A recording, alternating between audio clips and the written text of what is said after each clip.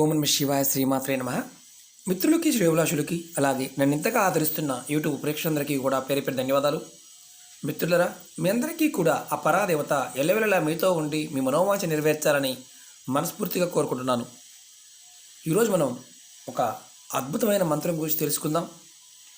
ఈ ఒక్క మంత్రం మీ కోరికల్ని నెరవేర్చుతుంది. ఆరోగ్యం, విజయం, ప్రేమ ఇవన్నీ లభిస్తాయి. చాలా చిత్రంగా అనిపించవచ్చు, ఎందుకంటే మంత్రంలో అద్భుతమైన శక్తి ఉంటుంది. మంత్రజపం మనం ఎదుర్కొంటున్న సమస్యల నుండి బయటపడవచ్చు. మనం కోరుకున్న కోరికలు నెరవేరుతాయి. కలికాలంలో మంత్రజపం చేసేవారికి త్వరగా ఫలితం అనేది వస్తుంది.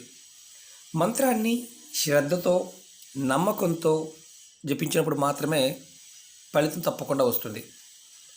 ఎన్ని పూజలు చేసినా, ఎన్ని వ్రతాలు చేసినా మాకు ఫలితం రావడం లేదు, మాకు ఏ పని కూడా పూర్తి కావడం లేదు, మేము ఇబ్బంది పడుతున్నాము, మా కోరికలు తీరటం లేదు, మేము చాలా సమస్యలతో ఇబ్బంది పడుతున్నాము, అనారోగ్య సమస్యలతో ఇబ్బంది పడుతున్నాము, ఆర్థిక సమస్యలతో ఇబ్బంది పడుతున్నాము అనుకునేవారు కూడా చేయవచ్చు. అలాగే మీరు చేస్తున్న పనుల్లో విజయం లభించడానికి, మీ ప్రేమ సక్సెస్ అవ్వడానికి ఒకే ఒక్క శక్తివంతమైన మంత్రం, చాలా చిత్రంగా అనిపించవచ్చు, చాలా చిన్న మంత్రం, చాలా అద్భుతంగా పనిచేసే మంత్రం. ఈ మంత్రాన్ని ఏ విధంగా జపించాలి, ఎలా చేయాలి, ఎన్ని రోజులు చేయాలి తెలుసుకుందాం. మీకు ఈ వీడియో నచ్చినట్లయితే లైక్ చేయండి, నా ఛానల్ని సబ్స్క్రైబ్ చేసుకోండి, పక్కనే ఉన్న గంట సింబల్ని యాక్టివేట్ చేసుకోండి, 10 మంది మిత్రులకి షేర్ చేయండి. అలాగే అనేక రకాల సమస్యల మీద వీడియోలు చేయడం జరిగింది. మీరు నా వీడియోస్లోకి వెళ్ళండి, మీరు ఆచరించగలిగేదాన్ని ప్రయత్నపూర్వకంగా చేయండి. నమ్మకం, విశ్వాసం ఈ పదార్థం మీద, చేస్తున్న క్రియ మీద కలిగి ఉన్నప్పుడు మాత్రమే ఫలితం వస్తుంది.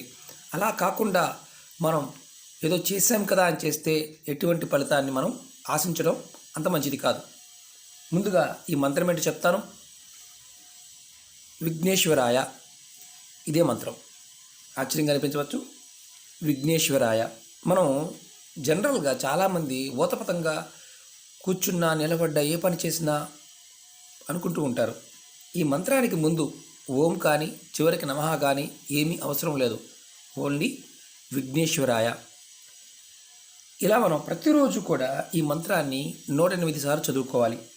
ప్రతిరోజు ఉదయం స్నానం చేసిన తర్వాత ఇంటి నుండి బయటికి వెళ్ళే ముందు మనసులో ఈ మంత్రాన్ని చదువుకోండి. ఈ మంత్రాన్ని ఏ రోజు నుండైనా మొదలుపెట్టవచ్చు, కానీ స్నానం చేసి తలుచుకోవడం వల్ల మీకున్న మానసికమైన శక్తి పెరుగుతుంది.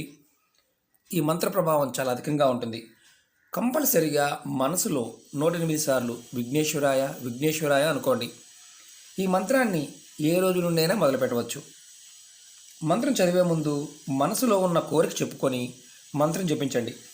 ఈ మంత్రాన్ని మీకు ఇంటర్వ్యూకి వెళ్ళే ముందు, ప్రేమకు సంబంధించిన విషయాలు మాట్లాడడానికి వెళ్ళే ముందు, బిజినెస్ డీల్స్ మాట్లాడడానికి వెళ్ళే ముందు, అలాగే టెండర్స్ వేయడానికి వెళ్ళే ముందు ఈ మంత్రాన్ని జపం చేసి వెళ్ళవచ్చు.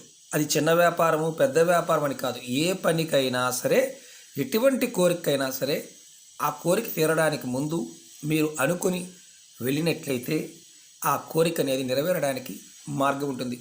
మీరు మనస్ఫూర్తిగా మీరు ఎంతగా ఈ మంత్రాన్ని అనుకుంటారో ఆ మంత్ర ప్రభావం అనేది అంత అద్భుతంగా పనిచేస్తుంది.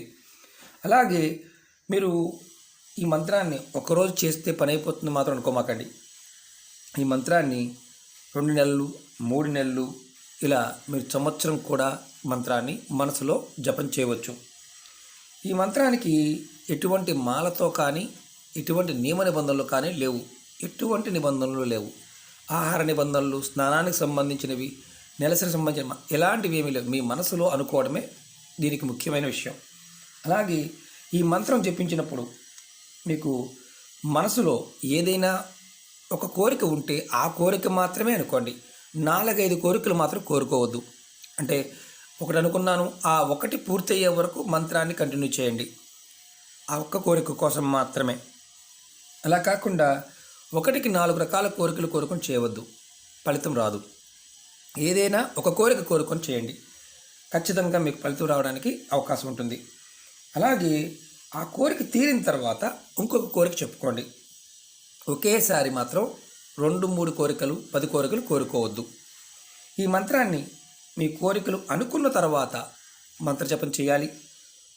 మీరు మీ కోరికలు ఒక కోరిక పూర్తయింది, ఆ తర్వాత మీరు రెండో కోరిక కోరుకోవచ్చు, మంత్రజపం చేయవచ్చు. ప్రతిరోజు చేస్తూ ఉంటే మీకు ఈ మంత్రాన్ని మీ పనులన్నీ పూర్తవుతాయి. అలాగే జీవితాంతం కూడా ఈ మంత్రాన్ని మనం జపించవచ్చు. ఈ మంత్రాన్ని నెలస సమయంలో కూడా మనసులో అనుకోవచ్చు. ఎలాంటి ఇబ్బంది లేదు. ఎందుకంటే మంత్రానికి ముందు ఓం కానీ లాస్ట్లో నమః కానీ లేవు. కాబట్టి మీరు నిర్భయంగా చేయవచ్చు. కొన్ని మంత్రాలకు కంపల్సరీగా నియమ నిబంధనలు ఉంటాయి. ఈ విఘ్నేశ్వరాయ అనే మంత్రానికి ఎటువంటి నియమ నిబంధన లేదు. అది కూడా మీరు ఉదయం స్నానం చేసి అనుకోవడం వల్ల అద్భుతమైన ఫలితం ఉంటుంది. ఎందుకంటే గణపతి మనకి విఘ్నేశ్వరుడు విఘ్నాలు తొలగిస్తాడు. కార్యాన్ని ఏ కార్యమైనా సరే జయాన్ని కలిగిస్తాడు.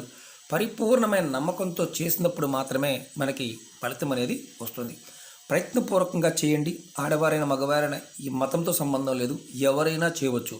కానీ ఇక్కడ ముఖ్యమైనది ఏంటంటే నమ్మకంగా ఈ ఉపాయాన్ని చేసినట్లయితే ఖచ్చితంగా ఈ మంత్రబలం వల్ల మీరు మనసులో ఉన్న కోరికలు నెరవేరుతాయి.